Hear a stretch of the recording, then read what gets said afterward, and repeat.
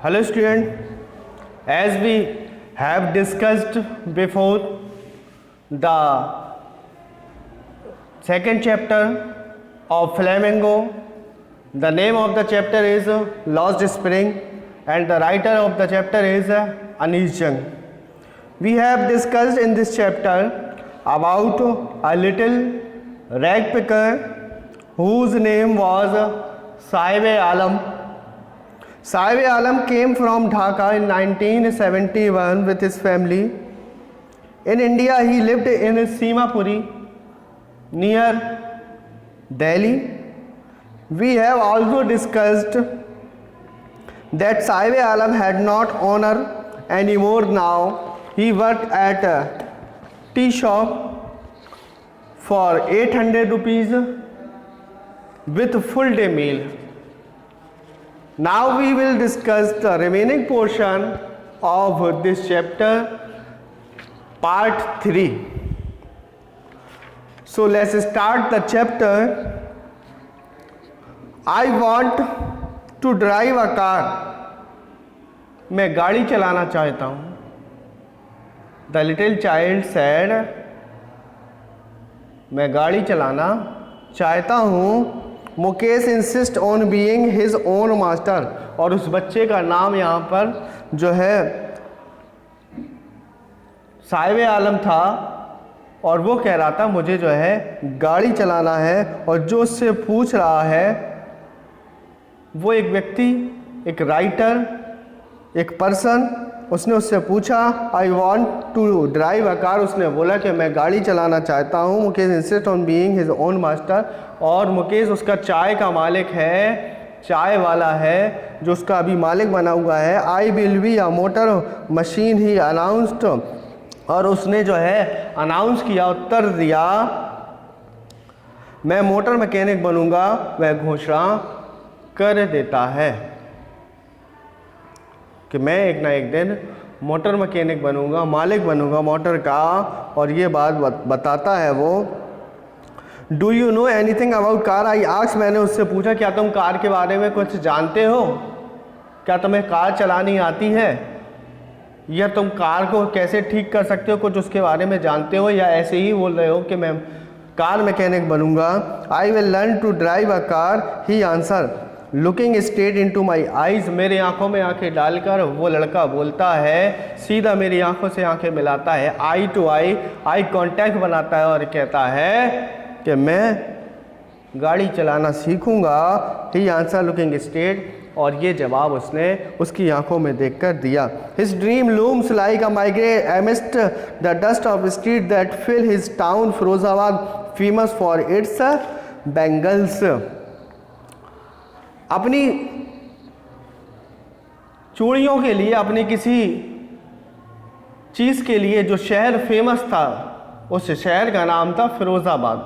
आपने नाम सुना होगा इस शहर का. ये किस चीज़ के लिए फेमस है? फेमस फॉर बैंगल्स, चूड़ियों के लिए फेमस है.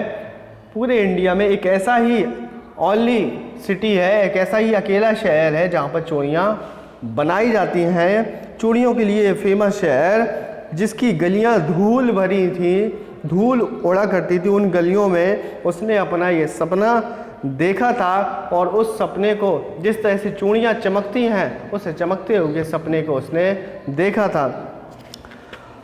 आपने नाम सुना होगा इस शहर का, फिरोज़ाबाद का, जो कि आगरा के पास बसा हुआ है और आगरा से दिल्ली की दूरी भी ज़्यादा नहीं है. इसलिए इस शहर को उन्होंने इस चैप्टर में दिल्ली के पास का शहर बताया है.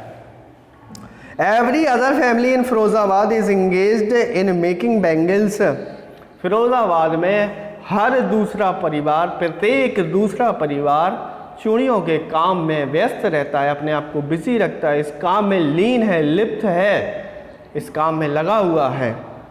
It is the centre of India's glass blowing industry where families have spend generation working around furnaces wielding glass, making bangles for all the women in the land, it seems.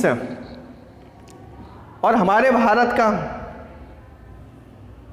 Bharat की जो चमकती हुई चूड़ियाँ हैं, हमारे भारत का जो ये शहर है फिरोज़ाबाद, यहाँ का हर दूसरा परिवार इस काम में लगा हुआ है। जो लोग फूंक मारकर अपनी फूंक से कांच का आकार बदल के उसे अलग अलग आकार में, अलग अलग शेप में, अलग अलग साइज़ में बना देते हैं। शीशे की चीज़ें बनाने वाली इंडस्ट्री का एक अकेला केंद्र है फिरोज़ाबाद। और लगता है कि यहाँ पर हर परिवार की, every family has a determination to make bangles, जैसे कि हर परिवार ने फैसला कर लिया है कि वो चूड़ियों के काम में ही लगा रहेगा और उनकी पीढ़ियाँ बहुत वर्षों से, कई जनरेशन से इस काम में लगी हुई हैं, जो भट्टी पर काम करती हैं और शीशे को पिघलाकर एक दूसरे शीशे से जोड़ती हुई उसको नया आकार दे देती हैं और पूरे देश की औरतों के लिए, महिलाओं के लिए चूड़ियों का काम किया जाता है। Mukesh family is among them, Mukesh का परिवार भी उनमें से एक था।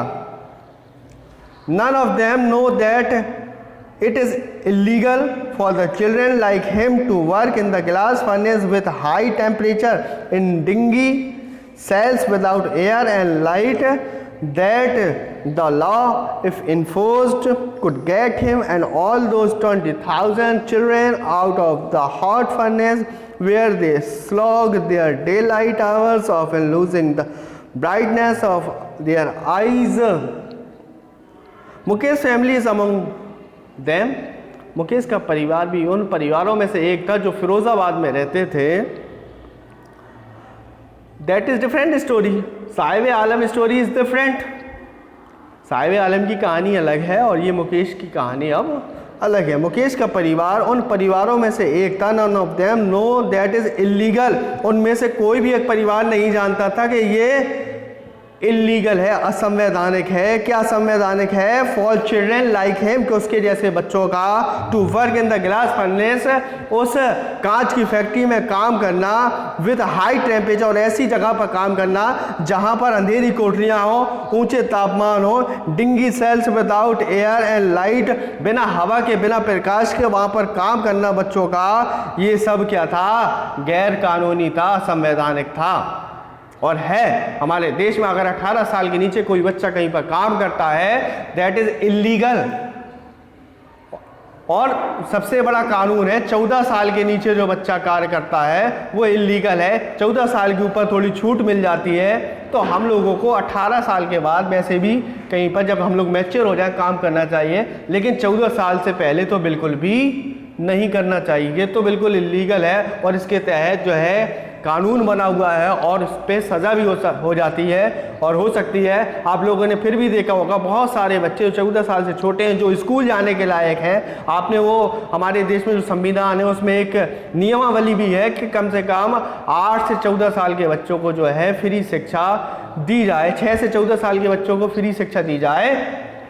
तो उस कानून के तहत अगर यदि कोई बालक, फिर भी कोई बालक यदि कार्य करता है 6 से 14 साल का और वो स्कूल पढ़ने नहीं जाता है, जाना तो उसको स्कूल पढ़ना चाहिए, लेकिन वो स्कूल भी नहीं जा रहा बल्कि दूसरी जगह पर कार्य कर रहा है, तो ये इलीगल है, असंवैधानिक है, कानून के खिलाफ है। और कोई भी बच्चा इस तरह से यदि कार्य करता है किसी दुकान पर तो ये इलीगल होता है और उसके तहत उसको सजा भी, और वो जहाँ कार्य कर रहा है उससे जो उसका जो ओनर है उसको भी उस पर सजा हो सकती है। तो वो बहुत सारे बच्चे, मुकेश और मुकेश का परिवार और मुकेश जैसे बहुत सारे बच्चे उस ताप वाली भट्टियों पर, उस कोठरियों पर, काल कोठरियों पर जहाँ अंधेरा हुआ करता था, जहाँ ताप बहुत हुआ करता था, इन्फोर्स्ड किया जाता था उनको, और उसके जैसे बहुत सारे बच्चे वहाँ कार्य करते थे। If enforced could get him and all those 20,000 children out of the hot furnace where they slog their daylight hours of losing the brightness of their eyes। तो अगर कानून लागू किया जाए तो वह और उसके जैसे 20,000 बच्चे, 20,000 चिल्ड्रेन उन गर्म भट्टियों से बाहर निकल सकते हैं जहां पर वो बच्चे उस फैक्ट्रियों में, उस शहर में कार्य करते थे। लगभग 20,000 बच्चे जो 14 साल से कम थे, जिनके ऊपर कानून लागू होता है, वो 20,000 बच्चे उन भट्टियों में, उन शहरों के फैक्ट्रियों में कार्य करते थे। और वो बच्चे अगर कानून लागू किया जाए तो वहाँ से बाहर निकल सकते हैं, जहाँ वे अपना दिन का समय बिताने और प्रायः अपनी आंखों की चमक खो देते हैं। Mukesh eyes beam as he volunteered to make me home, which he proudly says is being rebuilt. Mukesh और मुकेश जैसे बहुत सारे बच्चे जो अपनी आंखों की चमक खो देते हैं, मुझे अपने घर ले चलने का प्रस्ताव करते हुए मुझे ऑफ़र देते हैं कि मैं उनके घर चलूं। मुकेश की आंखों में चमक आ जाती है। कहने का मतलब ये है, जो बच्चे कार्य करते करते जिनकी आंखों की रोशनी डिम हो जाती है, आंखों की चमक फीकी पड़ जाती है, जब वो मुझे ऑफ़र करते हैं या मैं उन्हें ऑफ़र करता हूँ चलने के लिए, तो मुकेश जैसे लड़कों की आंखों की जो रोशनी थी, मुकेश की आंखों की रोशनी थी, ब्राइटनेस ऑफ देयर क्लास, तो आईज ऑफ, तो उसकी आंखों की जो रोशनी थी वो चमकदार और बढ़ जाती है। Mukesh I beam as he volunteer to take me home which he proudly says in being rebuilt. तो उसकी आंखों की जो रोशनी थी, मुझे जो ऑफ़र दिया चलने के लिए, फिर से आ जाती है। We walk down stinking lanes choked with garbage, past homes that remain hovels with crumbling walls, wobbly doors, no window, crowded with families of humans and the animal, coexisting in a primeval state. And after that we walk down stinking lanes choked with garbage, past homes that remain hovels with crumbling walls, woody doors, no window, crowded with families of human and animal, coexisting in a primal state. और मुझे अपने घर ले चलने का जब प्रस्ताव वो देखता है तो उसकी आंखों में चमक आ जाती है। गर्व के साथ में बताता है कि उसको उसके घर में फिर से बनाया जा रहा है। जो उसका घर था वो फूट गया था और फिर से वो घर बनाया जा रहा है। कूड़े से बंद बदबूदार गलियों को हमने पार किया, जो ऐसे रास्ते थे जहाँ जगह जगह कूड़ा पड़ा हुआ था। फिरोज़ाबाद बहुत सफाई वाला शहर नहीं है, बहुत ज़्यादा गलियों में बदबू आती है। बदबूदार गलियों को हमने पार किया और जो गिरती हुई बहुत सारी दीवारें थीं, बहुत सारी ऐसी खिड़कियां थीं, झोपड़ियां थीं जिन्हें घर कहते थे। इनके कमज़ोर दरवाजे थे, खिड़कियां नहीं थीं। मानव और पशुओं के परिवार आदिम ज़माने की हालत में साथ साथ रहते थे।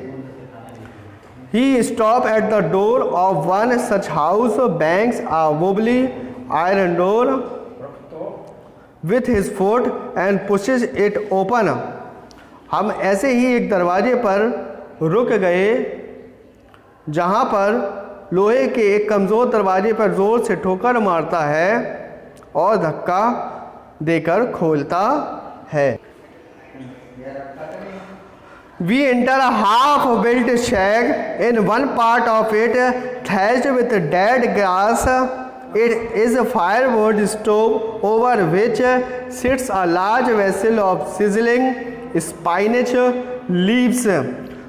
उसके बाद हम ऐसे दरवाजे पर पहुँचे जहाँ पर हमने धक्का देकर दरवाज़ा खोला।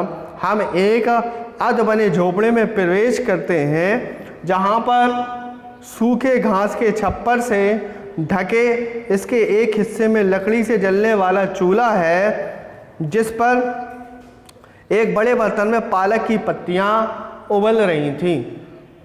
इस ऐसे घर में जाते हैं जहां पर धक्का देकर दरवाज़ा खुलता है लोहे का, जहां पर जो है उन घास की छप्पर थे। एक हिस्से में लकड़ी का जलने वाला चूल्हा था और दूसरे हिस्से में एक बड़े बर्तन पर पालक की पत्तियां उबाली जा रही थी। On the ground in large aluminium platters are more chopped vegetable, और दूसरे बर्तनों में कटी हुई सब्जियां, चॉप्ड यानी कटी हुई सब्जियां एल्यूमिनियम के बर्तन में थालों में ज़मीन पर सजी हुई थी। A frail young women is cooking, A frail young woman is cooking the evening meal for the whole family. एक कमज़ोर सी युवती जिसकी हालत कमज़ोर दिख रही है, जो चेहरे से जो है निर्जन दिख रही है, शक्ति नहीं है उसके अंदर, एक कमज़ोर युवती पूरे परिवार का खाना, शाम का खाना बना रही है पूरे परिवार का। Through eyes filled with smoke she smiles, और धुएं भरी आँखों से, जो पूरी कोठरी में आपने कच्चे घर देखे होंगे, छप्पर वाले घर देखे होंगे, जब अंदर खाना पकता है तो पूरी कोठरी में धुआं भर जाता है, तो उस धुएं के बीच से, धुएं भरी कोठरी के बीच से आँखों से वह मुस्कुराती है। She is the wife of Mukesh Elder brother, वह किसकी पत्नी थी? मुकेश के बड़े भाई की पत्नी थी। Not much older in years, she has begun to command respect as the bahu, the daughter-in-law of the house. Already in charge of 3 men, her husband, Mukesh and their father. वो औरत जो धुएं भरी कोठरी से आंखों से मुस्कुराती है, मुकेश के बड़े भाई की पत्नी है। उम्र में कोई खास अधिक नहीं, पर घर की बहू के रूप में आदर पाना उसने प्रारंभ कर दिया है। यानी भले ही बहू जो है आपकी भाभी है, आपके यहाँ बहन है, बहुत सारे लोग हैं, भले ही उम्र में कम हो, लेकिन आप महिलाओं का, हम सब आप महिलाओं का क्या करते हैं? सम्मान करते हैं, उनका रिस्पेक्ट करते हैं। और हमारी भारतीय संस्कृति में भी महिलाओं का बड़ा सम्मान है। तो महिला भले ही उसकी उम्र नहीं थी, लेकिन उसने भाभी के रूप में, बहू के रूप में सम्मान पाना प्रारंभ कर दिया था। और उस घर में उसके लिए 3 लोगों को खिलाना पिलाना था, उनकी देखभाल करनी थी।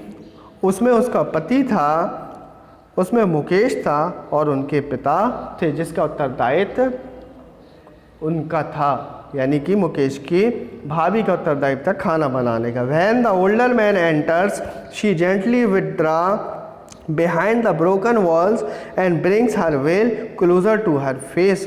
और जब घर के बुजुर्ग व्यक्ति अंदर आते हैं, वह धीरे से टूटी दीवार के पीछे चली जाती है और अपना घूंघट अपने चेहरे पे डाल लेती हैं।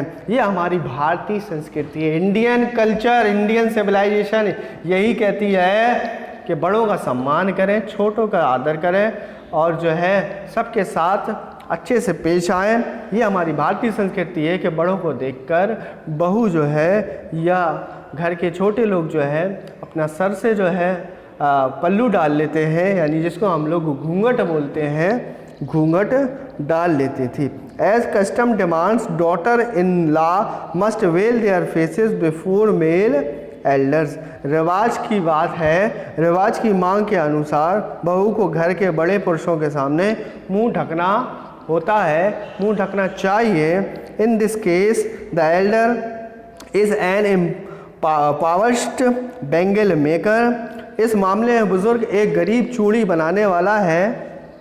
Despite long years of hard labor, first as a tailor, then a bangle maker, he has failed to renovate a house, send his 2 sons to school.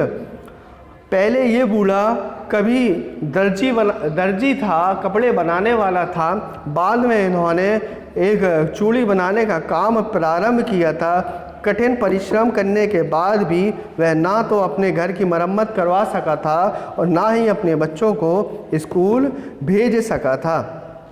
All he has managed to do is teach to them what he knows, the art of making bangles. लेकिन वो अपने घर वालों को केवल एक ही चीज़ सिखा सका था कि चूड़ियों को आकार कैसे देना है, चूड़ियों की मरम्मत कैसे करनी है, चूड़ियों को नए सांचे में कैसे ढालना है, ये सारी चीज़ों वो अपने बच्चों को सिखा चुका था बूढ़ा व्यक्ति। बस उसके परिवार के लोग यही काम जानते थे, चूड़ियाँ बनाने का। The remaining portion will continue in next video in the part 4 of this chapter lost spring, written by Anees Jung. Thank you.